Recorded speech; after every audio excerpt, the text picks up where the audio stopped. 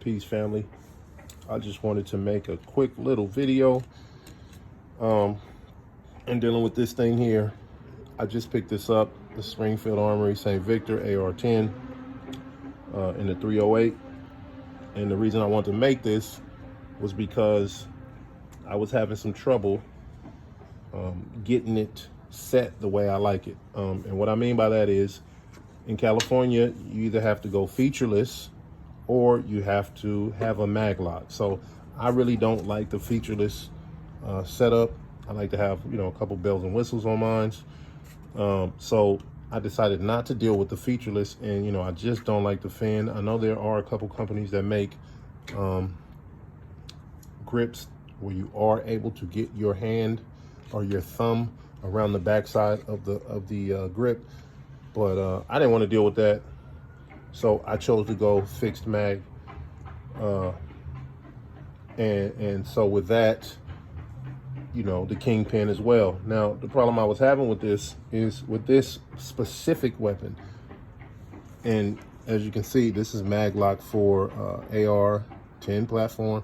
So, they do make them obviously for the AR15 as well. A great product, but because there's some variation from platform to platform when you're dealing with the AR10, it doesn't always work as intended across the board. Now, my issue was, again, this is supposed to be a fixed mag weapon. In California, you're not supposed to be able to release the magazine unless the action is broken. Okay, you can't release the magazine unless the action is open. Otherwise, that's considered to be a assault rifle, and you don't want to deal with these people out here when it comes to laws with certain weapons.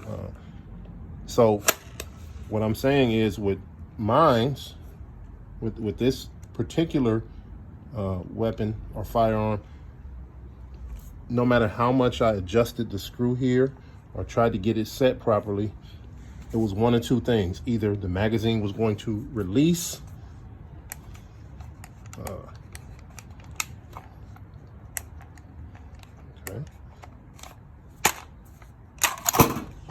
so either the magazine was going to release when the weapon was had the upper and the lower receiver still connected, which is illegal, or the magazine wasn't going to release at all, whether the upper or lower were connected or disconnected. So I had to figure out a solution. Now, I've searched online, asked, read a bunch of different chat rooms, couldn't find any solution. So what I decided to do was take a piece of metal, right? And you can see I've shaved that off from this blade that I have with this little Dremel tool. This one I kind of used to smooth out the sharp edges, but this one I actually used to cut a piece off of there. And what I was left with was this. I may give it some aesthetic, spray paint it, do something, to give it, like I say, a little aesthetic appeal. But basically, this is going to rest on the upper receiver. And if you can see the play that mag lock has, it's going to rest in between the tip of the mag lock and on the upper receiver. So what that's going to prevent is this from moving at all and being able to release the magazine. Not at all, it still has a little play, but what it won't do is release the magazine. Now you may say, hey, well, why don't you just set the magazine release at that point? But it just doesn't work. I've tried it a myriad of times, a number of different ways, depths, whatever you can think of. I tried it, it just does not work with this. So this allows it to remain fixed when the action is not broken. And as soon as the action breaks, obviously this is going to raise with the upper receiver, and then you just get full play of the mag lock, right? So it's basically going to be like this. It's just going to drop, So